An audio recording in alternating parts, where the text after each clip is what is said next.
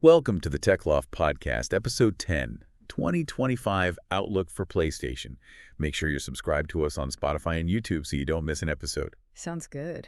PlayStation is turning 30 this year, Wow. and it's fascinating to see how they are trying to balance their legacy with their vision for the future. Now, they've had some huge wins recently, Yeah, but also a few stumbles along the way, especially in the live service game arena. definitely. What I'm really curious about is how this balancing act is going to play out in 2025. Well, what's interesting is their approach seems to be targeting both ends of the gaming spectrum, and they're going all in on these premium experiences like PSVR 2 and the PS5 Pro, Right?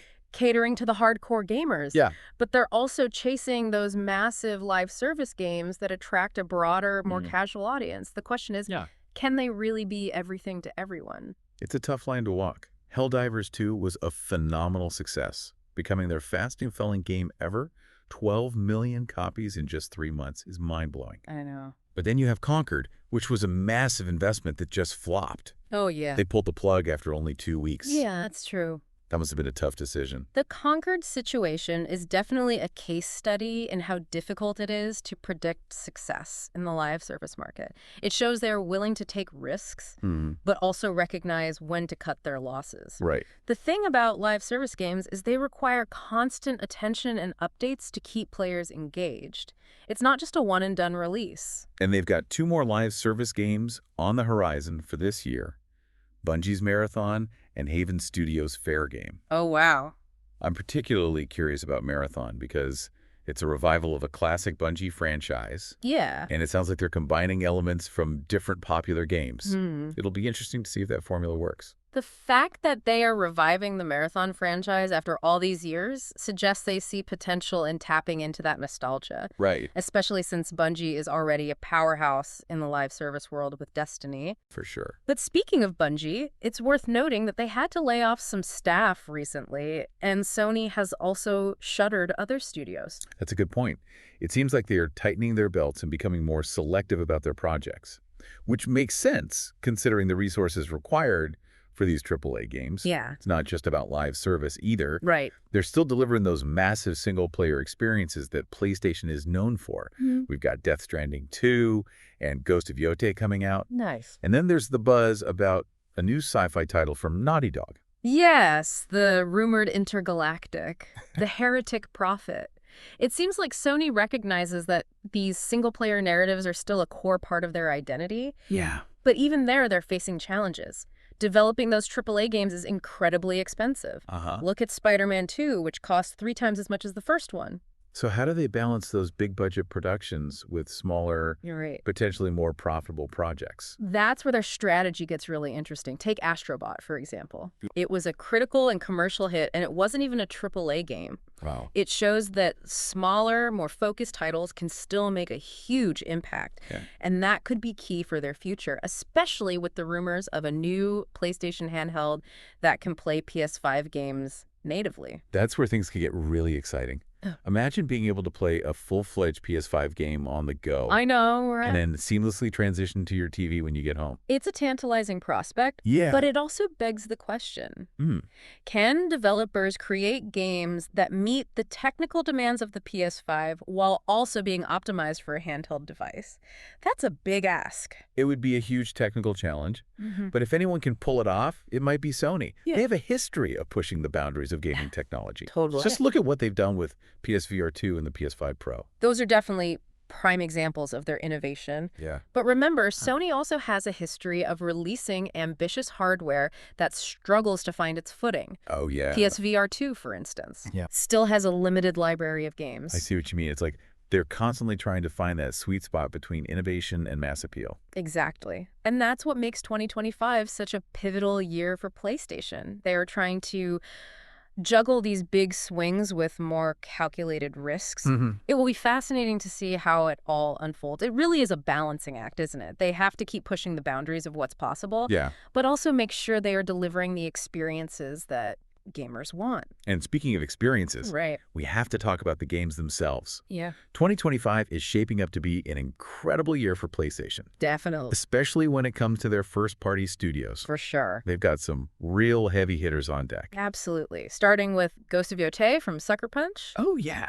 The original Ghost of Tsushima was a masterpiece, It really was. and everything we've seen about the sequel suggests they're taking it to the next level. I'm particularly intrigued by the new protagonist. The shift to a northern Japanese setting opens up a whole new world for them to explore. Yeah. Plus, it's a PS5 exclusive, which means we'll see the full power of that hardware. Speaking of exclusives that push the boundaries, Right. we can't forget about Death Stranding too. Oh, man. Hideo Kojima is a visionary in the gaming world. For sure. The original Death Stranding was a truly unique experience. Totally agree. And the sequel looks even more ambitious. It's interesting because Death Stranding was one of those games that you either loved or hated. Yeah. I'm really curious to see how he expands on the social strand system in the sequel. Connecting players in a meaningful way has always been one of his big focuses. And let's not forget that star-studded cast. Right. Norman Reedus, Lea Seydoux, Elle Fanning. It's like a Hollywood who's who. Wow. You have to wonder if that kind of casting adds extra pressure to deliver something truly special. It definitely raises the bar. Yeah. But let's not get too caught up in the hype. We can't forget about the two big live service titles that Sony has coming out. Right. Bungie's Marathon and Haven Studios' Fair Game. Marathon is particularly intriguing, especially considering what happened with Conquer. Oh, yeah, for sure. This is Bungie's chance to prove they can consistently deliver in the live service space outside of the Destiny universe. It's a risky move, It is. but I have a feeling Bungie knows what they're doing. Yeah, They practically wrote the book on live service games. for sure. It's a revival of a classic franchise, but it also sounds like they're taking inspiration from newer games like Escape from Tarkov. It's that blend of old and new that makes it so interesting. And then you have Fair Game from Haven Studio. Right. Jade Raymond has assembled a team of some of the best in the industry, Wow. and they are creating something entirely new. I love the fact that Sony is giving these studios the freedom to experiment and push the boundaries. Yeah. It's a sign that they understand the need for innovation in a constantly evolving industry. Speaking of pushing boundaries, there's one more first-party game we need to mention. Right. The Midnight Walk. Oh, yeah. It's a PSVR 2 exclusive from Moon Studios, the team behind Ori and the Blind Forest. Oh, wow. Those games were visually stunning, so I can't wait to see what they do with VR. It's great to see Sony still investing in VR. Yeah. And the fact that they're entrusting a studio like Moon Studios with such a high-profile VR project shows their commitment to the platform. It's more than just visuals, though. Right. VR can be such a powerful storytelling medium. It's like stepping into another world. Yeah. And with Moon Studios' track record, I have high hopes for the Midnight Walk. For sure. They know how to create worlds that are both beautiful and emotionally resonant. So to recap, we've got samurai action, mind-bending sci-fis, Yes. competitive heists, Yeah. extraction shooters, Yeah. and a stunning VR adventure. Wow. It's an incredible lineup. Kodo. And that's just Sony's first-party studios. Exactly. We haven't even touched on the avalanche of third-party titles that are coming to the PS5 in 2025. Oh, man, you're killing me. You have to give us a sneak peek. All right. How about we save that for part 3? Trust me, you won't want to miss it. Okay, you've twisted my arm, Uh-huh. but you better deliver some juicy details next time. I promise you won't be disappointed. All right, listeners, welcome back for the grand finale of our 2025 PlayStation Outlook.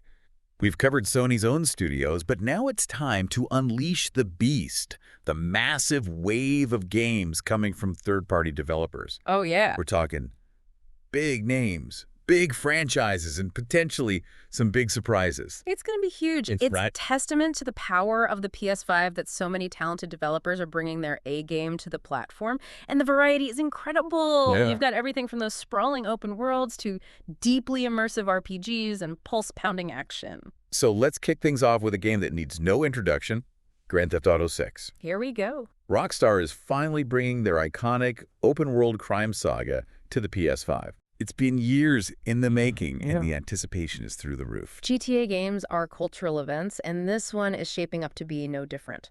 Rockstar has a knack for creating worlds that feel alive, Yeah. and I'm eager to see how they leverage the PS5's power to create an even richer and more immersive experience. I'm curious about the setting. The rumors have been swirling for years, Right. but it sounds like we might be heading back to Vice City.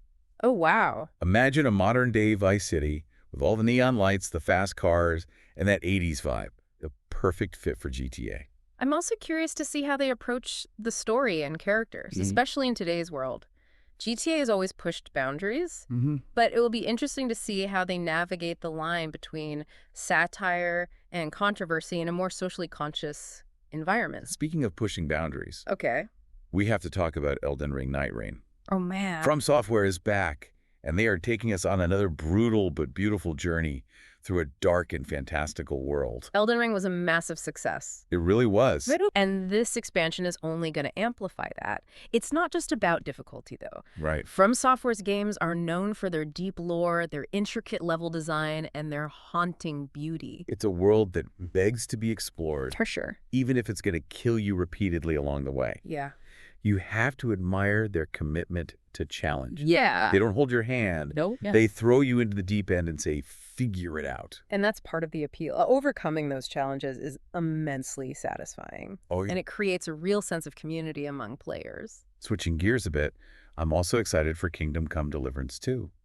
The first game was a surprisingly immersive medieval RPG. It was gritty, realistic, and your choices actually mattered. Yeah. I'm hoping the sequel expands on that foundation. I think what makes Kingdom Come Deliverance so unique is its commitment to historical accuracy. Okay. It's not your typical fantasy RPG. Right. It's grounded in reality, and it doesn't shy away from the brutality of that time period. And the attention to detail is incredible, from the combat system to the way you interact with the world. It feels like you're actually living in that time period. Now, for something a little more action-packed, Right. we have Assassin's Creed Shadows. This time, Ubisoft is taking us to feudal Japan, Cool. putting us in the shoes of a stealthy shinobi assassin. The Assassin's Creed franchise has had its ups and downs. Yeah.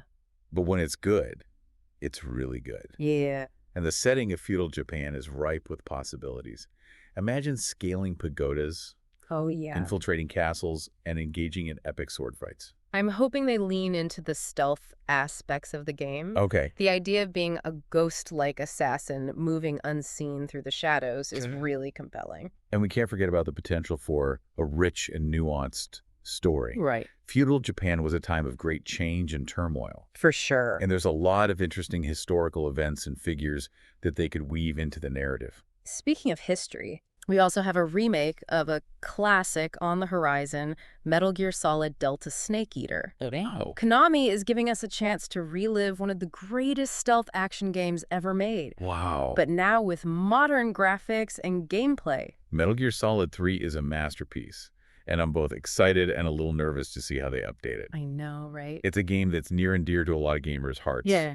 So they have a lot to live up to. I'm hopeful they'll stay true to the spirit of the original while also modernizing it in a way that makes it accessible to new players. And to close things out on the third-party front, Okay. we have a game that's going to make you scream, Doom. The Dark Ages. It's a prequel to the rebooted Doom series, and it promises to be even more intense and terrifying. If you're a fan of fast-paced, adrenaline-fueled action, Doom is the game for you. And this prequel sounds like it's going to explore some dark and twisted corners of the Doom universe. I can't wait to see what kind of nightmarish creatures they throw at us this time. So that's just a small taste of the incredible lineup of third-party games coming to the PS5 in 2025. Wow, what a list. But there's one more thing we need to talk about. All right. The PS5 Pro. Right. Sony is releasing a mid-generation upgrade that's going to unlock even more power and performance. Yeah. We're talking 4K resolution at high frame rates, ray tracing, and faster load times. It's going to be a significant step up from the base PS5. And I think it's going to change the way developers approach games. They're going to be able to create even richer, more detailed worlds and deliver even more immersive experiences. It's really exciting to think about what the future holds for PlayStation. They're delivering incredible games, pushing the boundaries of hardware, and constantly innovating. And let's not forget about the rumors of that PlayStation handheld. Oh, yeah. Imagine being able to play Spider-Man 2 or Elden Ring Night Rain on the go. That'd be crazy. That would be a game changer. So if you're a PlayStation fan, 2025 is shaping up to be a year you won't forget. Absolutely. Make sure you subscribe to the Tech Loft podcast on Spotify and YouTube so you don't miss any of our coverage of all things PlayStation. And visit thetechloft.com for more tech insights. Thanks for joining us on this epic journey through the future of PlayStation. It's been fun. Until next time, keep on gaming.